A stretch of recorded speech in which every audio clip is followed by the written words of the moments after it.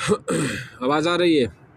اچھا جی، حکمین کی گفتگو، اب دونوں نے کیا گفتگو کیا وہ پڑھ لیتے ہیں۔ معاہدہ کی کتابت کے بعد دونوں کی مجلس شورا منعقد ہوئی۔ عمر بن العاص بڑے مدبر اور دانشمند تھے، انہوں نے پہلے ہی سے تعظیم و تکریم کے ذریعے ابو موسیٰ اشعری پر اثر ڈالنا شروع کر دیا۔ خود خاموش رہتے، ہر معاملہ میں ابو موسیٰ اشعری سے کہتے کہ آپ میرے بزرگ اور رسول اللہ صلی اللہ علیہ وسلم کے مقتدر صحابی ہیں، پہلے آپ اپنا خیال ظاہر فرمائیے۔ بہرحال دونوں میں حسب ذیل گفتگو۔ ابو موسیٰ اشعری نے کیا کہا؟ یہ اے ابن العاص، ہم کیوں نہ ایسے شخص کو منتخب کریں جس میں اللہ تعالیٰ کی خوشنودی اور امت کی فلاح اور دونوں باتیں حاصل ہو۔ عمر بن العاص، کس کو؟ ابو موسیٰ نے کہا عبداللہ ابن عمر کو، کہ جن کا دامن ان گناہوں سے بالکل پاک ہے۔ عمر بن العاص نے کیا کہا؟ امیر معاویہ پر آپ کو کیا اعتراض ہے؟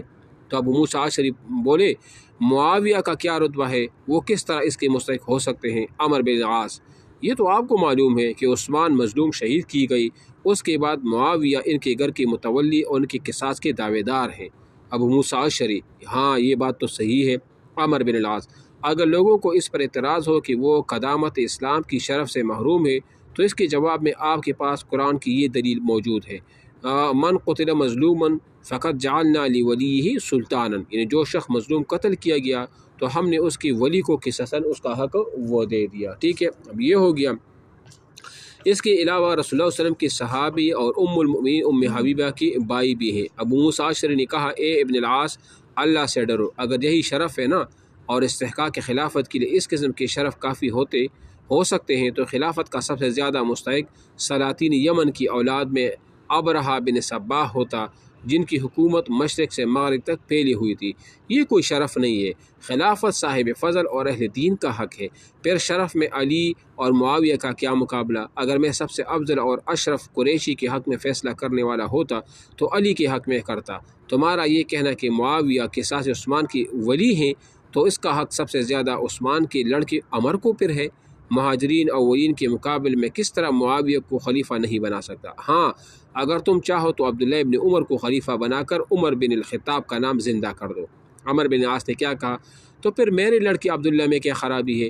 اس کے علم و فضل اور شرف مناقب سے آپ بھی واقف ہیں۔ ابو موسیٰ اشعری، بے شک تمہارا لڑکا صالح اور اہل ہے، لیکن اس فتنہ میں شرکت سے اس کا دامن داغدار ہو گیا ہے۔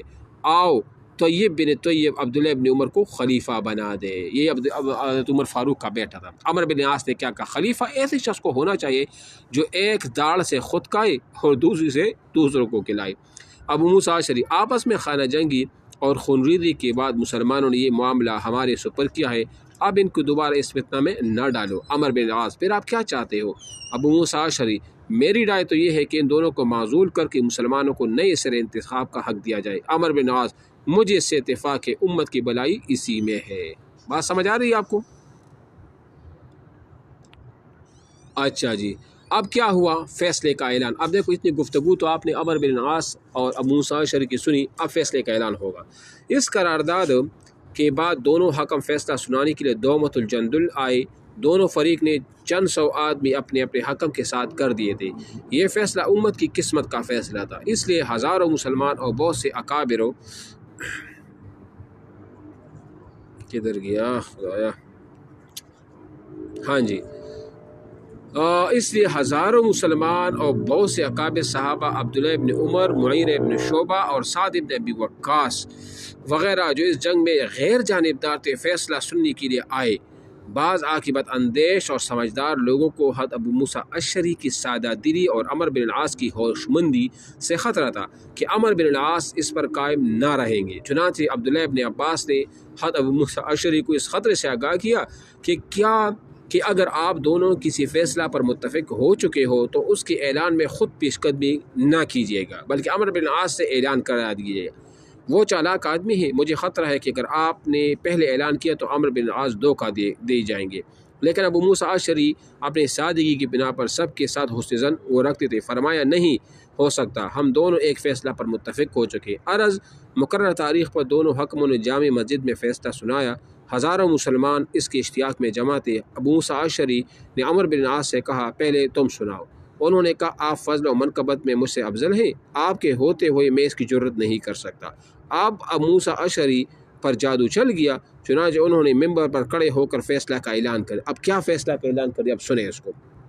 اما بعد لوگو، ہم نے اس پر مسئلے پر غور کیا، اس امت کے اتفاق و اتحاد اور اصلاح کی اس کے علاوہ اور کوئی صورت نظر نہیں آئی کہ علی اور معاویہ دونوں کو معزول کر کے خلافت کو شورا پر چھوڑ دیا جائے۔ عام مسلمان جسے اہل سمجھے اسے منتخب کر لے، اس لیے میں علی اور معاویہ دونوں کو معزول کرتا ہوں، آئندہ تم جسے پسند کرو اپنا خلیفہ بنو۔ اب غور سے سنو کیا کہا ابو موسیٰ اشعری نے کہ میں دونوں کو معزول کرتا ہوں۔ اب دیکھو اس کے بعد عمرو بن العاص نے اپنا فیصلہ سنایا۔ اما بعد لوگو، ابو موسیٰ اشعری کا فیصلہ آپ لوگوں نے سن لیا، انہوں نے اپنے آدمی یعنی علی کو معزول کر دیا، میں بھی اس کو معزول کرتا ہوں، یعنی میں بھی اس سے ایگری ہوں، لیکن میں اپنی آدمی معاویہ کو برقرار رکھتا ہوں، وہ امیر المؤمنین عثمان کی ولی اور ان کے قصاص کے طالب ہے، اس سے ان کی قائم مقام کے سب سے زیادہ مستحق ہے۔